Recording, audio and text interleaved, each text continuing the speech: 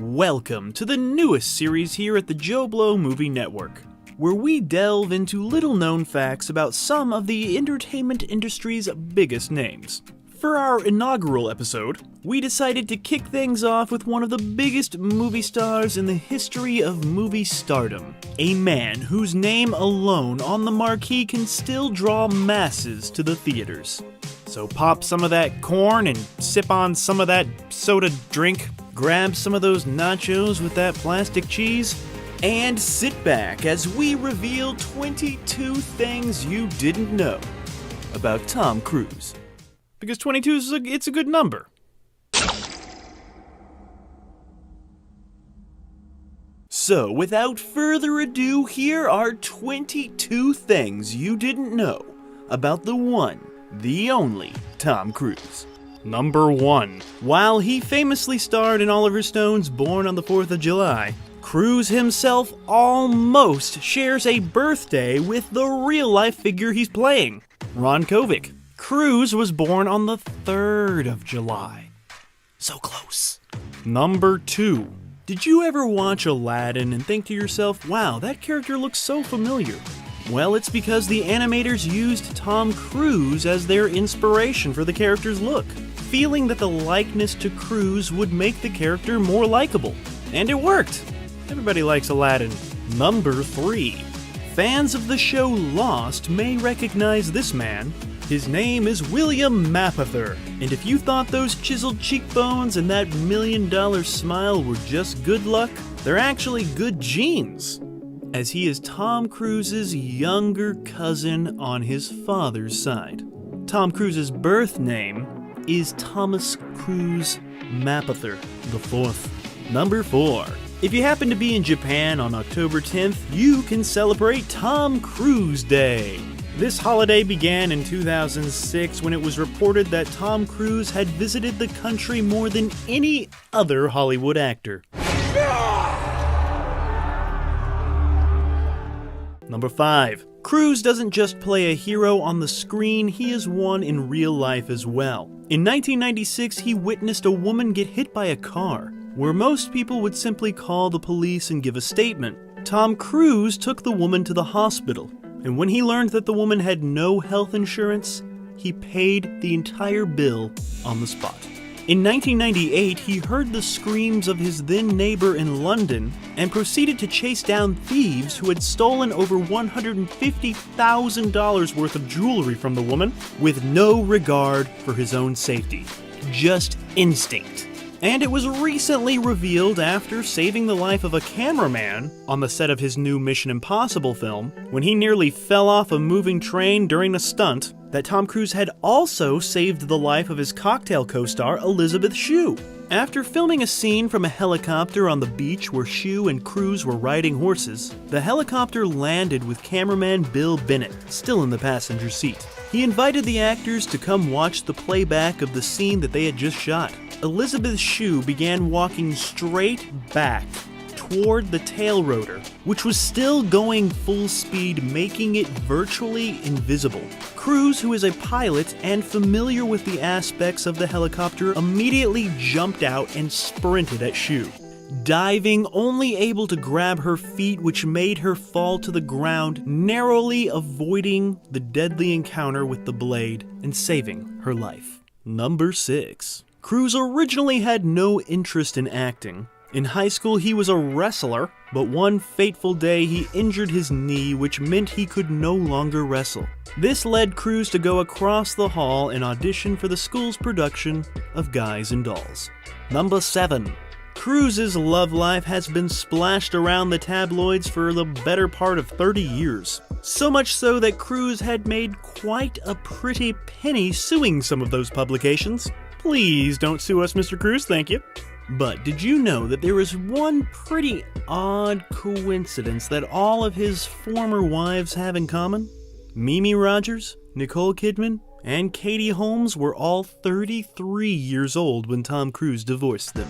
33, that's also an interesting number. That's the age that Jesus was when he died. It's also a very important number amongst the Freemasons, just saying. And it's also the age that I am. Is this all a coincidence? I think not. Speaking of Mimi Rogers, even though Tom Cruise has emerged as the most famous Scientologist ever, it was actually his first wife, Mimi Rogers, who introduced him to the religion.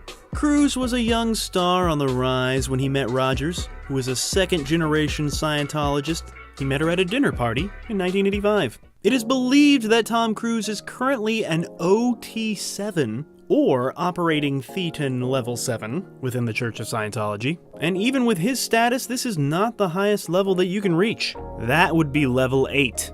Just one more level to go, Tom.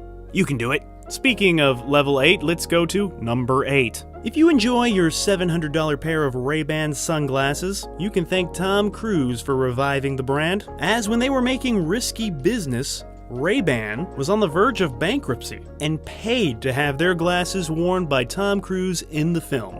That genius move of product placement saved the company. Number 9. Cruise had a rough childhood. His family did not have money because his father would jump around from job to job, often in different cities, leading to Cruise attending 15 different schools in 12 years. His father was also abusive, which led to his mother packing up the car and taking the children away one early morning while his father slept. Cruise would only see his father a handful of times over the next several years, until one day he received a call saying that his father had been diagnosed with cancer and didn't have much time left. Cruise made the trip to see his father one last time, saying that when he saw his father lying in the hospital in pain, he thought to himself, "What a lonely life." It was sad. And this just makes that father deathbed confrontation scene in Magnolia all the more moving, doesn't it? No wonder Cruise was nominated for an Oscar.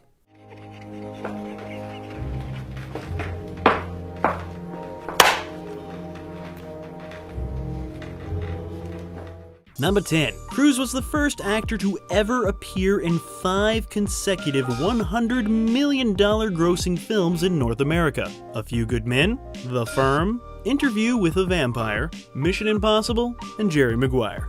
Number 11. Cruise nearly died while filming The Last Samurai when a mechanical horse malfunctioned, causing his co-star to violently swing his sword forward, which he was able to stop just shy of Tom Cruise's neck, saving him from decapitation. Number 12.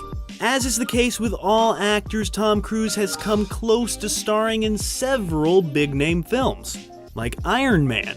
Cruise was originally set to play Tony Stark in Iron Man, but in early meetings, Cruise wanted to produce the film as well, giving him more creative control over the project, which Marvel did not want, leading them to part ways, and Robert Downey Jr. stepped into the now iconic role. Another iconic role he almost played was Edward Scissorhands. That's right, before Tim Burton got his way and cast Johnny Depp in the film, the studio was trying to force Burton to hire Tom Cruise as the titular Edward Scissorhands. Reportedly, Burton and Cruise met to discuss the project, where Burton was allegedly put off by just how many questions Tom Cruise was asking, such as, how does he use the bathroom? Which is a really good question, actually.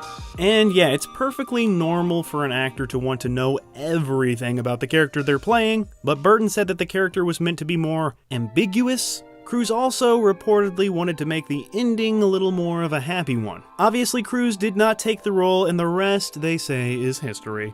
Oh yeah, and he was almost in The Shawshank Redemption. After making A Few Good Men, Rob Reiner reportedly offered Frank Darabont, who held the rights to Stephen King's novel, a crap ton of money, because Rob Reiner wanted to make The Shawshank Redemption with Tom Cruise starring as Andy.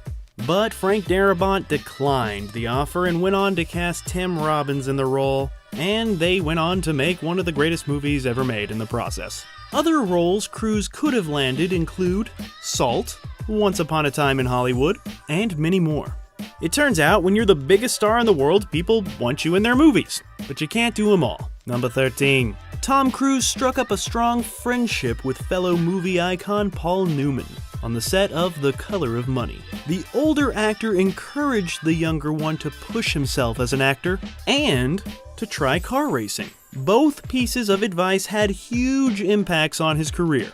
with him starring in Born on the 4th of July to counter his pretty boy image, and starring in Days of Thunder to pay tribute to his passion for auto racing.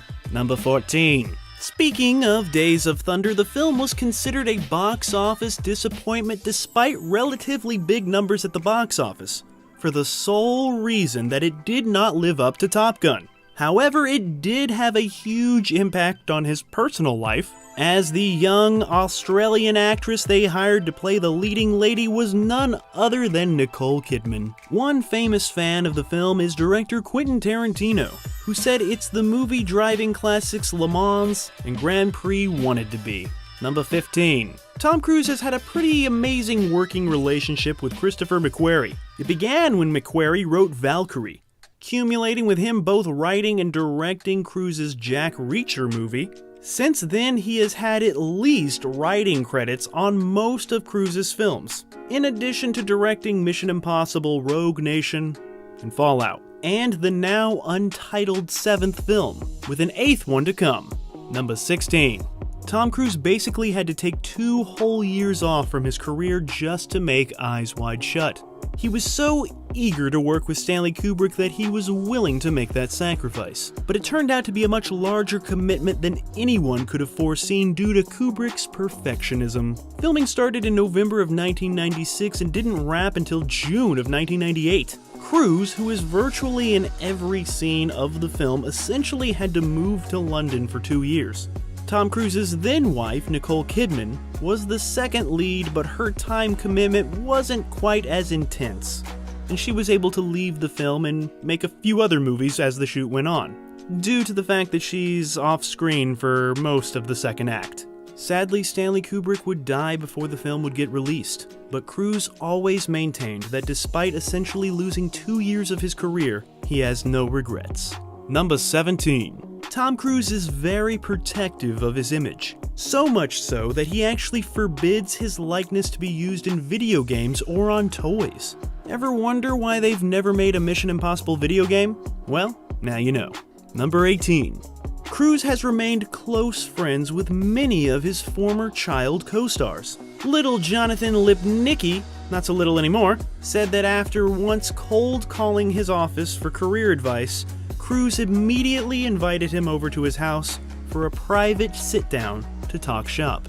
Apparently, even the kid that Lipnicki beat out for the role in Jerry Maguire remains close friends with Tom Cruise. While Dakota Fanning of War of the Worlds says that she's gotten a birthday gift from Tom Cruise every year since she was 11. Number 19. For a while, Tom Cruise and his former producing partner Paula Wagner ran United Artists. The move came after the Paramount chairman Sumner Redstone reportedly banned Cruise from Paramount Pictures after Mission Impossible 3's soft box office. The results were mixed, with the flop Lions for Lambs, directed by Robert Redford and co-starring Meryl Streep. His first star vehicle for the company was Valkyrie, and that was a bigger success. But in time, Tom Cruise was welcomed back to Paramount with open arms, with him still making blockbusters for them to this day.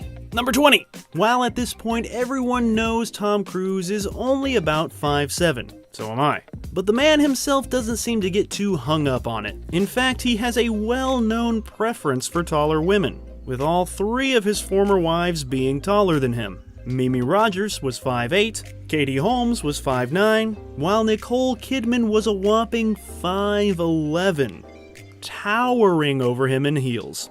21.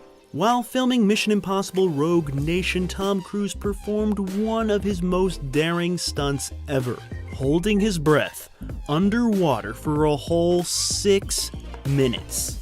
On the movie's Blu-ray, there is a special feature that goes into Tom Cruise's preparation for the stunt, which involved a lot of training. There were also safety officers on set at all times, because Tom Cruise didn't have any oxygen, and oxygen, I hear, is important. 22. Speaking of stunts, while we all know Cruise for his death-defying antics, back in his early days, he wasn't quite the badass he is now. While he famously delayed Top Gun Maverick so that he could learn to fly jets for real, on the original Top Gun he was taken up as a passenger on 3 test flights to simulate flying conditions by a pilot named Bozo. When Cruz had to throw up in the middle of a flight, Bozo had a little fun with his famous passenger. I said, Bozo, didn't you see? You get a check. You didn't tell me you were going to do that. My head was like, what? He says, yeah, they don't call me Bozo for nothing. So there you have it, some lesser known facts about one of the biggest stars in the world. He's a guy who came from very humble beginnings and just never gave up. But he has remained one of the biggest stars in Hollywood for nearly 40 years for a reason. Because he has a dedication to his films that many others don't. He will gladly climb the tallest building in the world or hang from an airplane as it takes off simply to appease his audience. Not to say, hey, look at me, I'm Tom Cruise doing these stunts, but to say, hey, look at Ethan Hunt, isn't he a badass? And that is true, pure cinema. Sure, sometimes his private life dominates the news, but that's only because he's Tom f***ing Cruise. But even with some of that personal baggage, which we all have, the fact remains that Tom Cruise is and will always be one of the biggest, best movie stars to ever grace the silver screen, and one who's famously gracious to all of his fans. In fact, here at JoBlo.com, some of us, not me, had the pleasure of meeting him on the red carpet of Jack Reacher Never Go Back. And I hear that the man himself couldn't have been cooler. Even when managing editor Chris Bumbray basically lost his shit over meeting his idol. Haha. They're the greatest. So cool. So in the end, we here at JoBlo remain huge fans of the legend that is Tom Cruise. And we hope that he keeps thrilling us for decades to come. Thanks, Tom. Thank you for watching our show. If you like what you see, please subscribe to our JoBlo Videos channel. Tell your friends who like this sort of content, and turn on the bell to receive notifications for all of our latest videos. We're an independent company, and we appreciate all your support.